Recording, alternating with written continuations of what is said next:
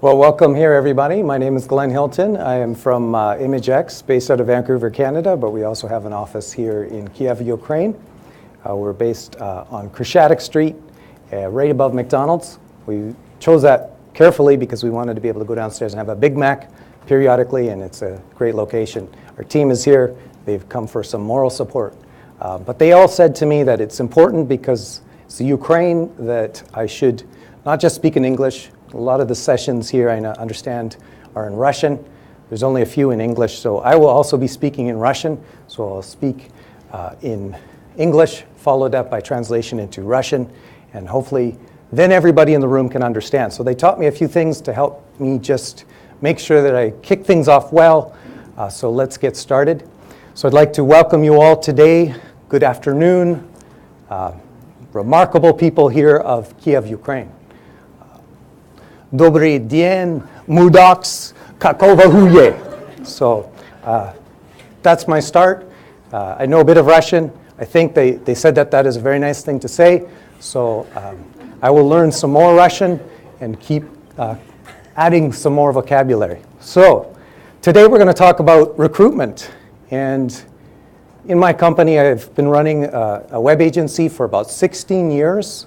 And as a CEO of the company, one of the things that I do is I am involved in helping find talent for our team.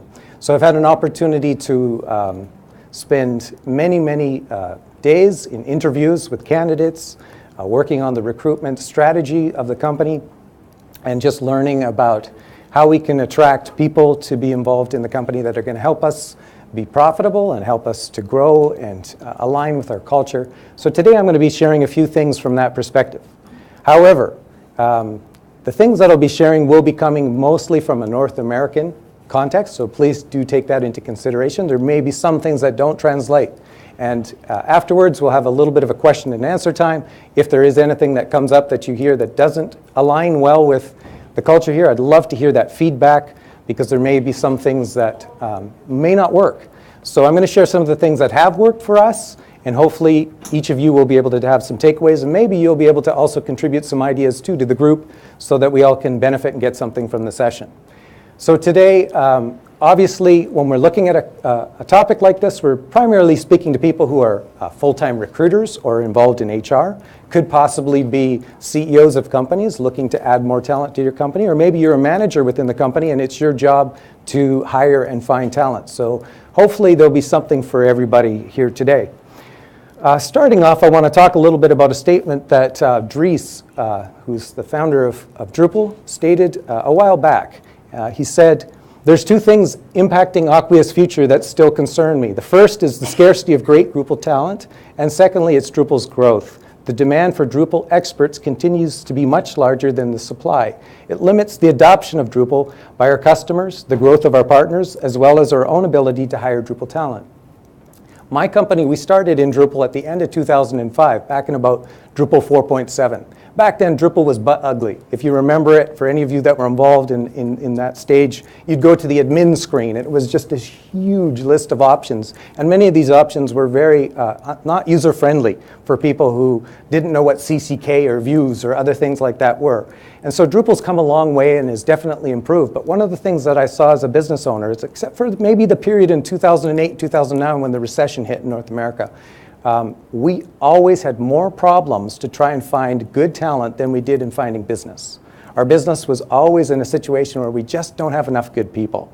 And so it's really key for the success of our businesses to be able to develop a great pipeline, not only of leads for our business, but also great talent to be able to add to our business. And Dries has faced this problem for many years. He and the team at Acquia have faced this problem. How do we find more great talent? So what I want to look at is a couple of things. First, I want to talk about recruitment strategy, how we attract those people to the company. And secondly, I want to talk about how we retain those people once we find them and we get them into our companies. So from our standpoint, there's no one way that you can go out there and be successful at recruitment. There's many different ways. And here's some of the things that we did in our company at ImageX. The first one, top right, job boards. Job boards for us were places like LinkedIn. Placing jobs on LinkedIn is often helpful. Craigslist would be another one. Other sites that were helpful were Stack Overflow. And then there's some specialization sites that work within our area, like local sites in Vancouver, like Tech Vibes. And then Drupal.org has been a great place to find talent. So that's the first area. You folks might have something here in the Ukraine that has been good for you. Anybody have any suggestions of job boards that have been helpful here in the Ukraine, where you found talent? If not, think on that one and get back to us afterwards. The second is presenting and training at conference and events. So this one has been huge for us. One of the folks that we were able to attract to our company, Yuri Gerasimov, saw us presenting at DrupalCon year after year, and one day he approached me and said, you know, I'd really love to come to Canada. I've been trying to get into the US for some time, and be very interested to work for your company. So the opportunity of having our team members go into conferences and present and provide thought leadership attracts people to your company. If you can have smart people on your team share at these types of events, it's a great way to attract more smart people. The third one is partners. And in the Drupal network, it's one of the cool things about working in the open source community is not only do we share code by contributing back to the Drupal community, we also share things like marketing and sales approach, and we share through relational contributions, we help each other out. I've developed a really close network of friends in the Drupal community, and some of my best friends, I could say, are actually CEOs of other Drupal companies. And those guys will share tons with me. Sometimes they'll be like, I just did an interview for a project manager position. I've got a couple of great candidates. I don't have room for them. Do you want them? And I'll be like, that's sweet. Thank you so much. And so if you start to develop that kind of network with other agencies, you can share with each other. And sometimes that's a great way to find good talent. The other part of that that's important too is you have to recognize that if you build a good relationship with your partners and your competitors, it's a lot harder for them to come and get your people from you. They, like those guys in my network, we never touch each other's people. Like, I know that there's some companies that come into the Drupal space that are very competitive and they don't have the open source spirit, and they'll come after our people. One of those companies came after every single one of my developers within a 2-week period and all offered them more money. That was a very tough thing for me because I was like, that company, they are definitely getting a black spot in their resume with me because they are coming after my people viciously. But most of these other companies that I've developed a close relationship never come after my people, and I never go after theirs either. There's a lot of people outside of the Drupal space that we need to be attracting into this community without attacking each other. So if you develop that kind of network and build that kind of trust with your competitors and partners, it's a great way to also protect your people. Next one is local community involvement. We all know that contributing helps the Drupal space, but the more we contribute, the more it helps also attract people to our company because they see that we have the proper mindset. There's some companies that just take, but if you're a company that's giving, many people are like, I want to work with that company. They're actually given time to contribute back to the community. And I don't want to work with an organization that's just going to hold this all in here and kind of has a proprietary view of using open source. The next one is happy hours and open houses. This has been successful for us. Periodically, we'll just throw a big open house at ImageX, and we'll invite people from the Vancouver community to come out to our place, and hopefully we'll be getting that going here in Kyiv soon so that we can start to do an open house. You guys can come have a Big Mac at McDonald's with us, and you will enjoy that too. Happy hour, same kind of concept, except doing it in an evening. The next one is on-campus training, fairs and events. So one of the things we started to do in Vancouver is we started to go to University of British Columbia, which is the biggest university in our area, and we started to offer Drupal training there. The first time I went there, we had a group of about 80 students come out. I asked them, how many of you have heard of Drupal before this event? 10% of them put their hands up. The rest of them have never heard about it before. And it was a great way for us to find talent. We've actually hired some really hot, top talent, A-caliber students who were coming through the program there at the school. They saw us year after year coming to the tech events. We would put on pub nights where we would invite them all out, or we'd have pizza nights with presentations from our team members around Drupal. And then they'd come and get involved in our co-op program, or they get involved in our internship program. One of those guys came here last week. He's now our VP of development. and he came here last week for the week to spend time with our team. So it's kind of cool to see how your involvement on those campuses and being able to brand your organization will help you to get some really great talent. Recruiting agencies, we use them all the time. Sometimes they'll have relationships with somebody. They got a big black book of all the people that they have in there that they may be able to just pull from because of the relationships with those people. When you have this critical window and you need somebody, you can reach out to those agencies. Now, those agencies can typically charge a lot of money, so you may not want to use them very often, but there might come a time where you need that.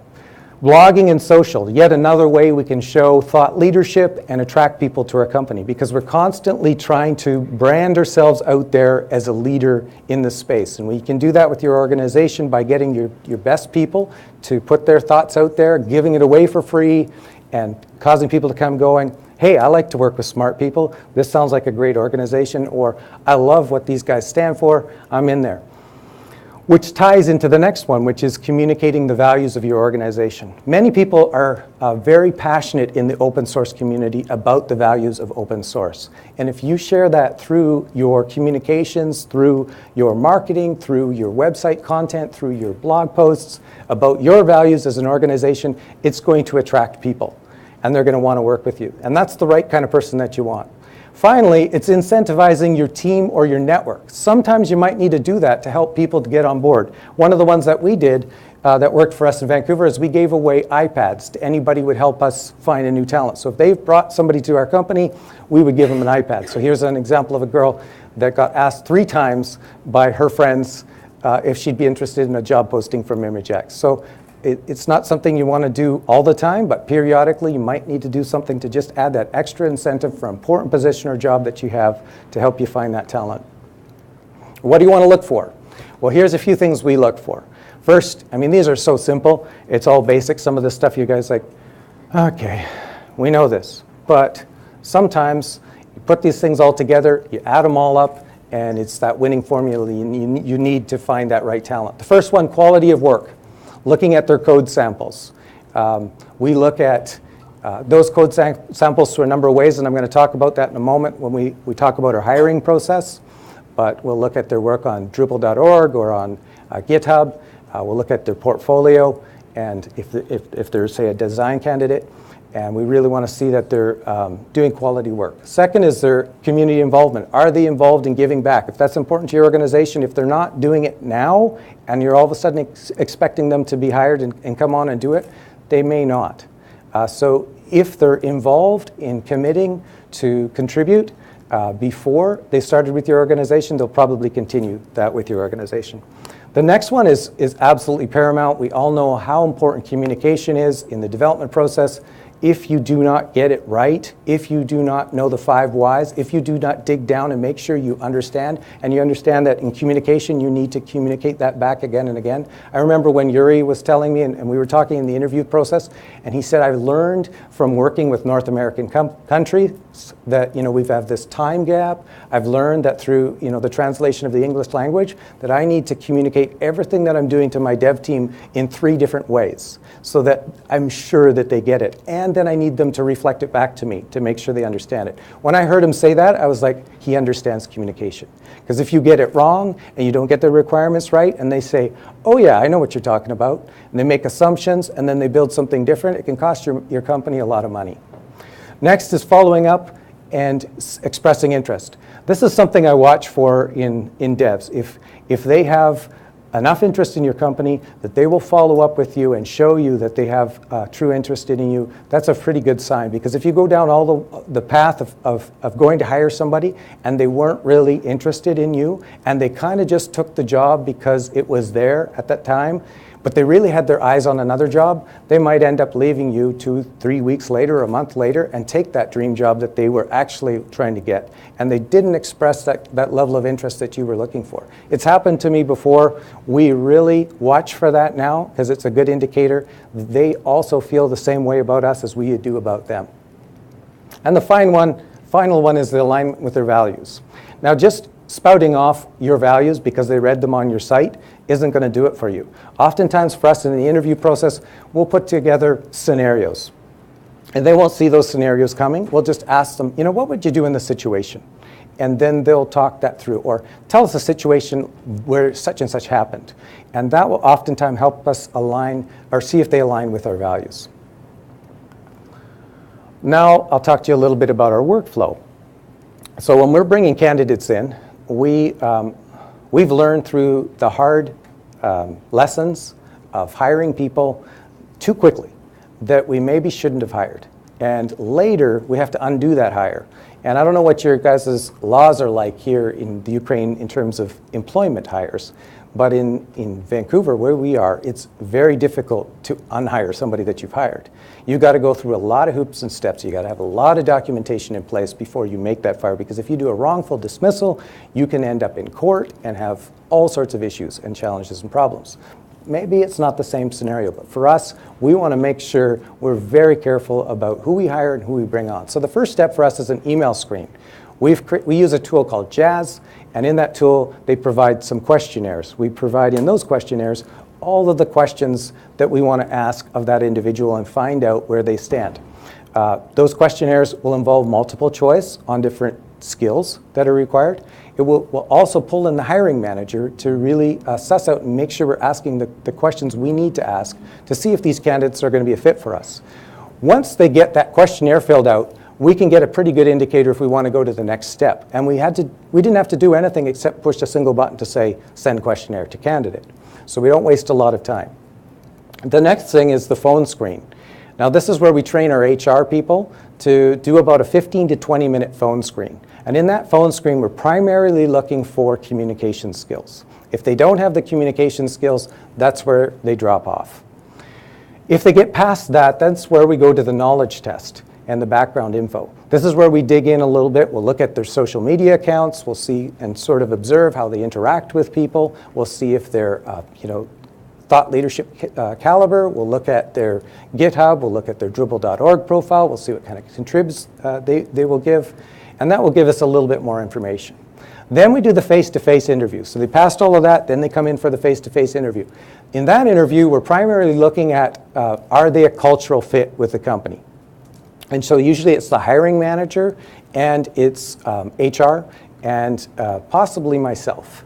And at that point of time, if we feel like they're a really great fit, we'll move on to technical screening. So if it's a dev, it's going to be something like, usually we have like a module that we broke. We give it over to them. We ask them, they've got 45 minutes to fix it, and then we'll assess and see, what were their thought processes as they went through, and we review how they tackled that and how they problem solved and how they were able to fix it or not fix it. If they pass that, then we go on to a team interview.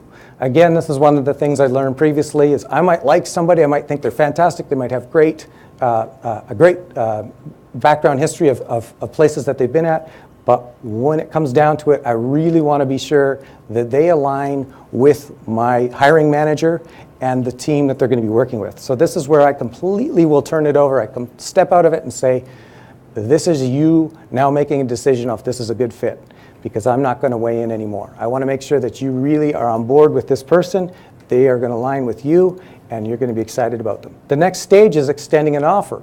So at the offer stage, usually it's us getting on the phone with a candidate or meeting in person with the candidate. We'll present an offer to them, and we'll be able to read and observe how they respond to that offer. If this is a person that they're in an existing position right now, they're weighing up against other opportunities, we're not going to take this by just throwing out an offer to them. We absolutely want to make sure we can review how they responded to it, walk through each step, and find out if they have any hesitations, if they have any areas that they're not, aligned with, hear that from them on what that is, and see if we can correct that. And then I usually like to get to the place where at that point in time, I want to hear out of their mouths that this is acceptable to them and this is something that they would want to move forward with. Because if they're not at that stage yet, I'm not going to leave it there, especially if we really want this person.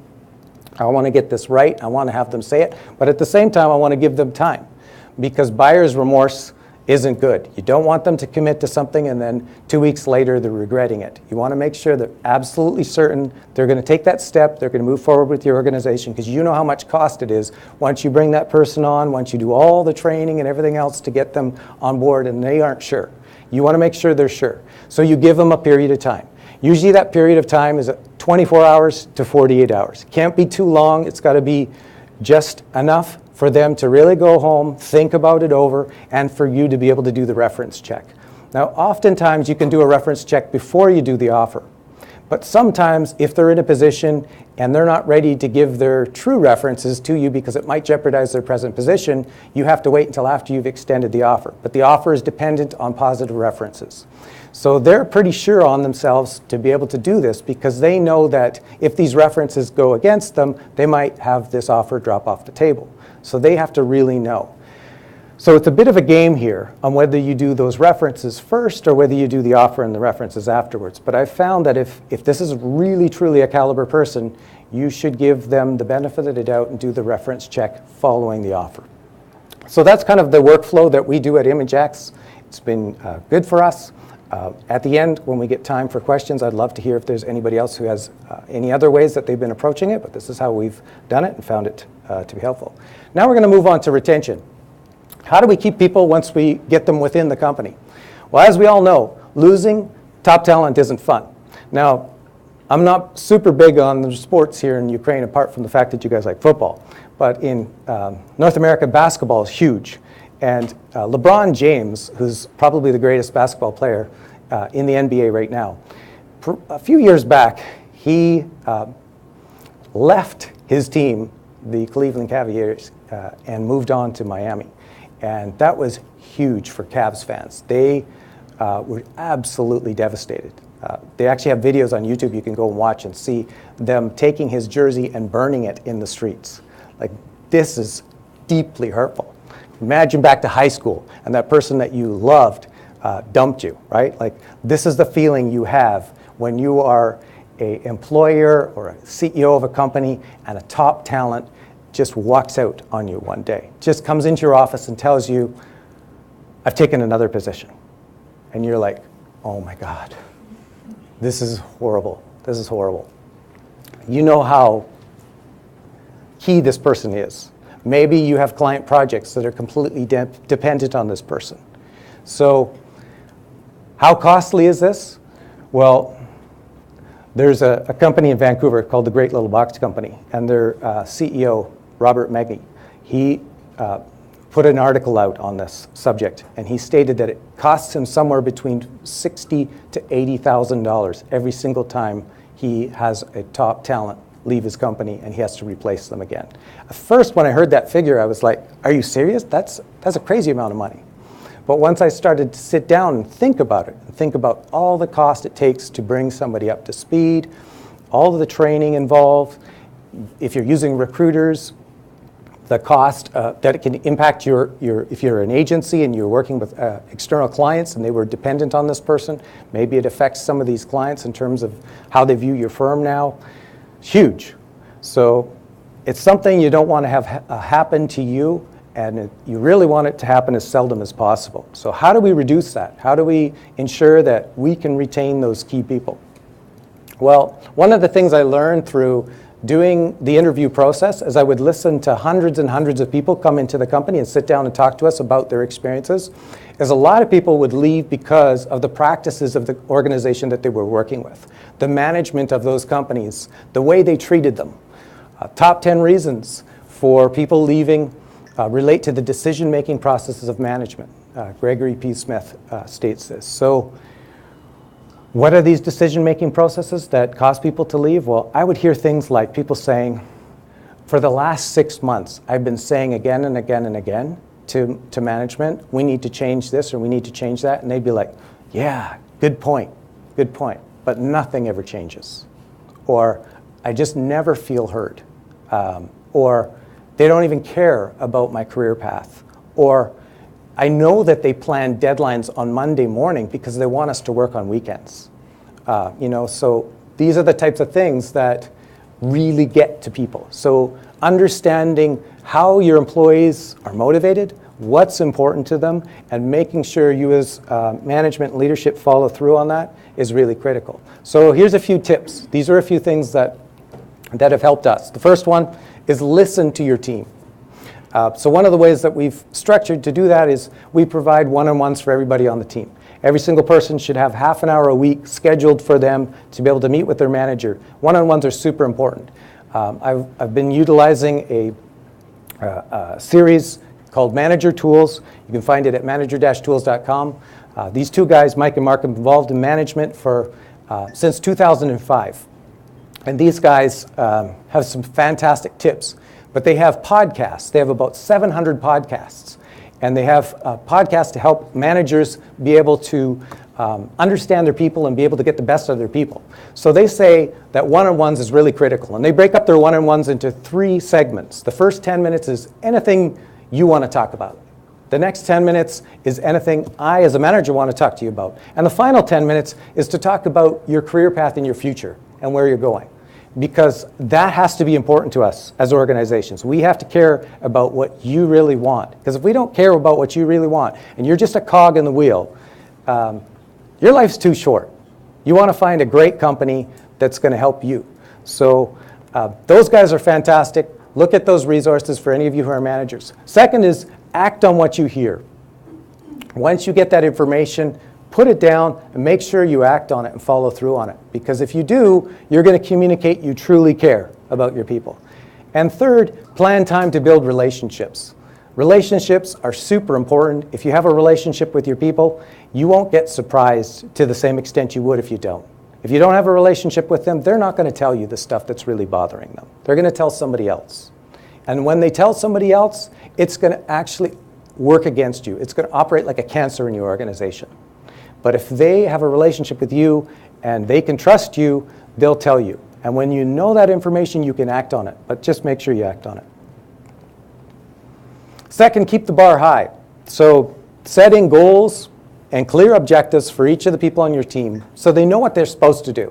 Because if they don't know what they're supposed to do, then they feel like this grayness around them and this fogginess. And then that's when they start to screw up. Even if they're really good people, they just don't know what the guidelines are for them.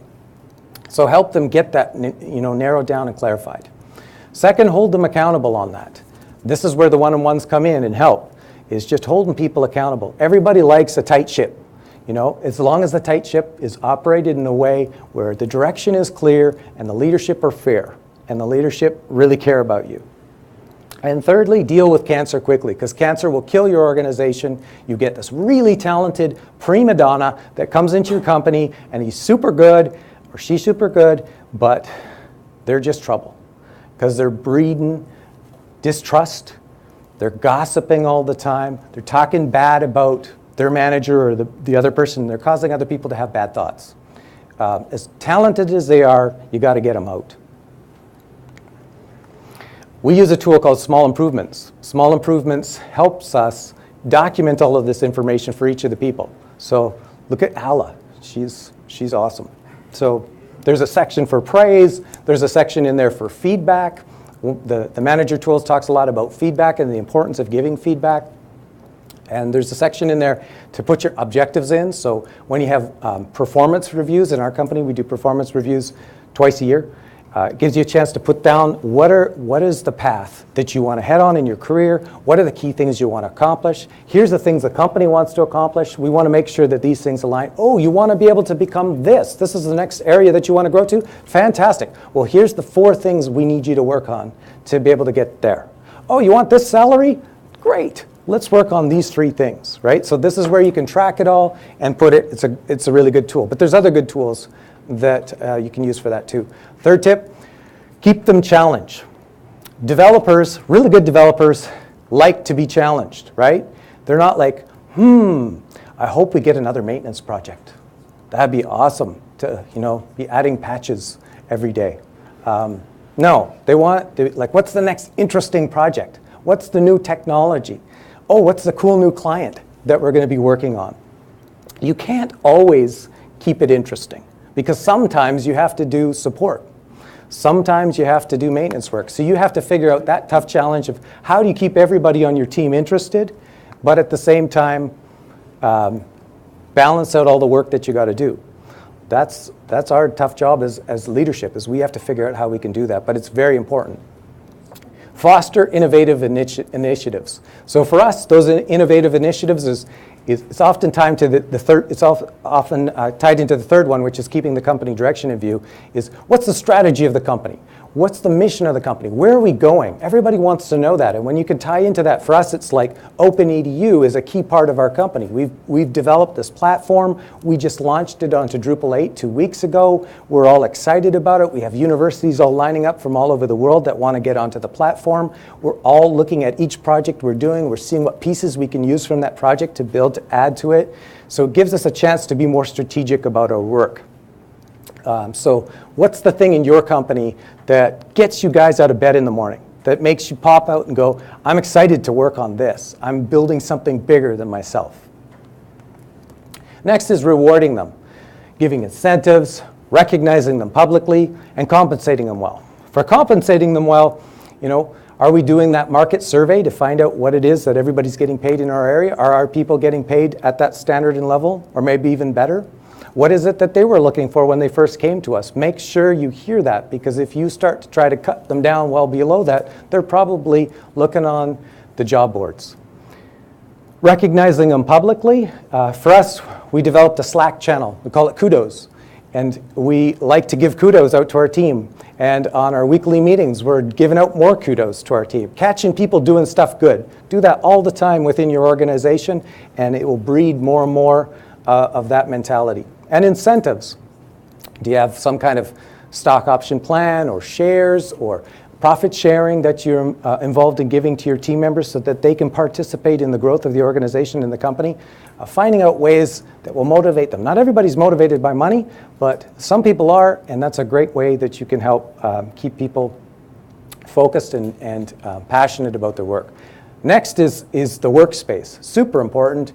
To invest in your workspace and have a great spot, because most of us spend a very large portion of our lives at work. If we're working remotely from our own home, it's great, but a lot of people are in an office. And so if you're in that situation where you have an office, you want to make sure you keep that a fun place to work, a place that has a great atmosphere, is ergonomically safe for your employees, because you're sitting at a desk for a very long time, so you need good chairs, you need good equipment, you need to make sure your monitors are at the right height so you're not hunched over and hurting your neck or your back.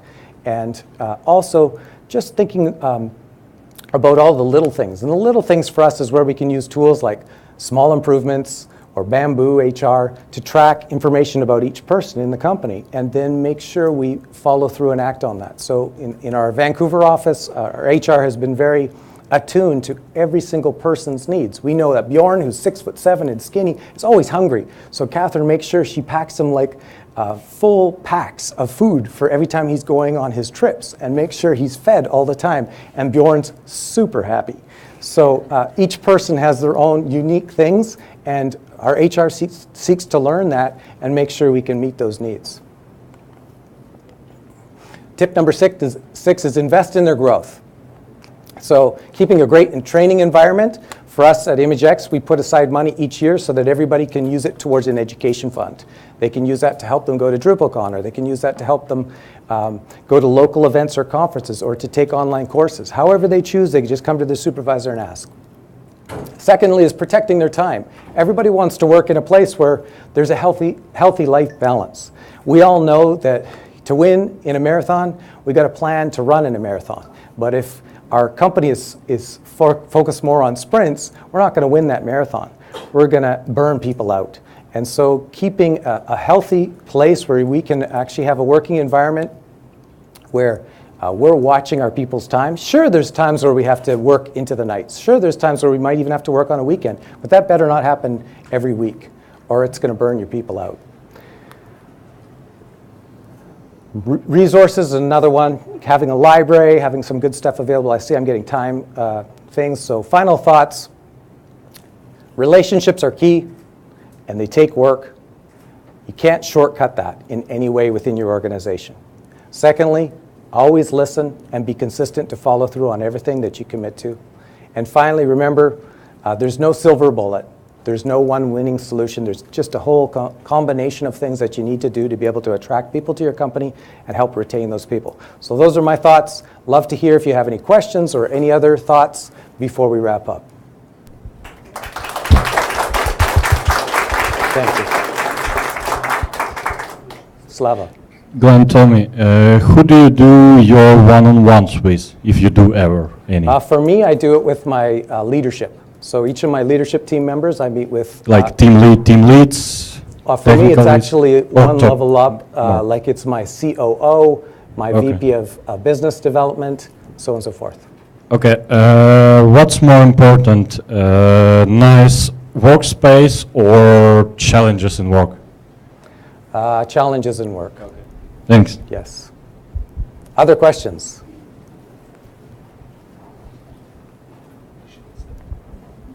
Have you used any system while hiring people to you? You like drawn a huge scheme. There are many steps, many stages, and have you used like many different tools, or is it in one? I've looked for that one tool. I've never been able to find it, and so what I ended up doing is using multiple tools. So for us, it's Jazz for recruitment, to track all of our recruitment, LinkedIn Recruiter for everybody before we actually get them to apply, Bamboo HR for all of our HR tracking, and small improvements for our performance management. So unfortunately, I'd love it if there was a tool that would accomplish all of it in one, but there isn't yet that I've been able to find. If you ever find such one, so you will switch on it, yeah? I would love to, yes. Okay, we'll speak about it. Nice. Any other questions? Glenn, thanks a lot for the great presentation. The first question, you have a lot of steps when you hire a new candidate. So how do you motivate this candidate to go through the next steps? I've very seldom had a candidate actually refuse to go through the steps.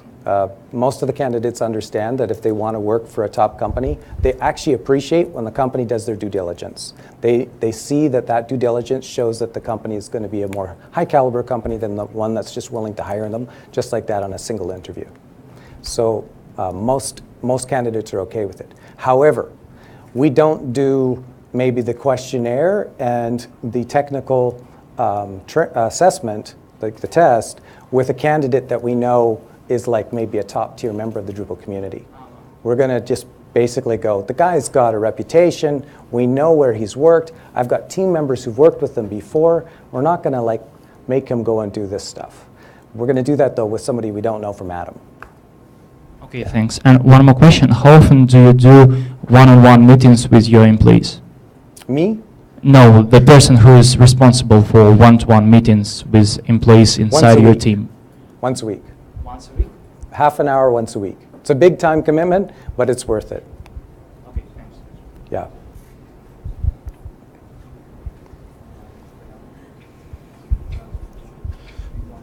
Thank you for presentation. During your hiring process, how do you check non-technical skills, but personal skills of the person? The personal skills is usually through the reference check. It's very hard to check the personal skills through the interview process.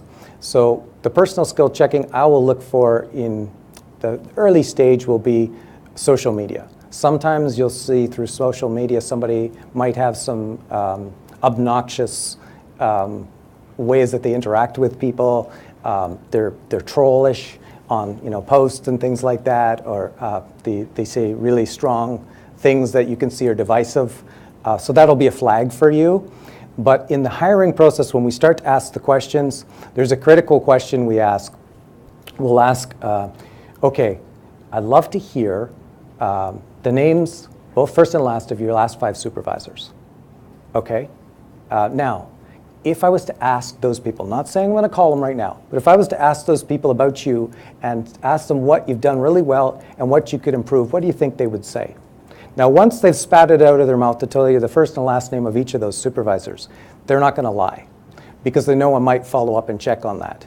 So now all of a sudden I start to hear some really interesting things. And some of them start to deflect. And as soon as they start to deflect, well, actually, that wasn't my supervisor. This person was my supervisor.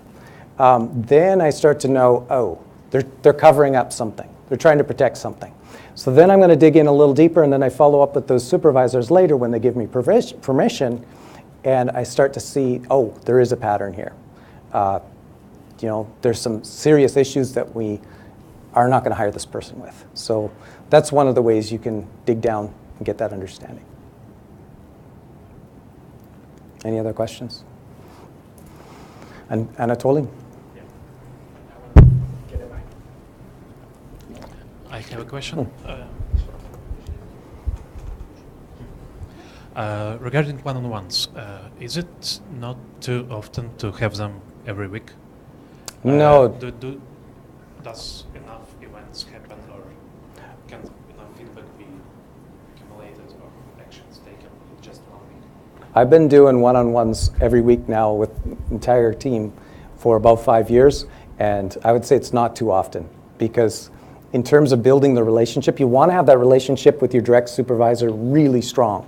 And so by spending that much time with that individual, it really ensures that, the types of things that break down your organization is like when this person won't tell their supervisor what they're really feeling and they're telling the second person over here what they're feeling. Then that person gets it back around to the supervisor what this person said, and they're like, why didn't they tell me that? Then they're really pissed at their direct, right? And so then all of a sudden you start to get factions happening within your organization. So keeping that relationship super strong between the direct supervisor and their employee is very key. Additionally, spending half an hour a week with somebody to help keep them motivated is going to help utilize the other 39 hours a week far better. So if they're happy and they're really feeling like they have a strong relationship with the company, and the company really truly cares about their career path and their future, they're going to perform far better for you. So that's a valuable investment.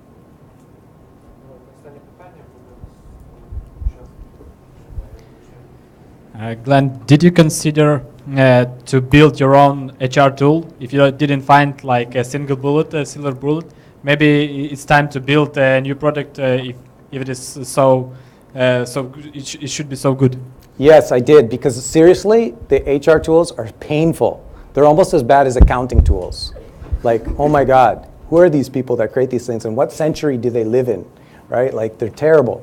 But no, we haven't got around to it. So Anatoly, you should do it. You should create one. Yes. Thank you. Thank you. Please. Photo.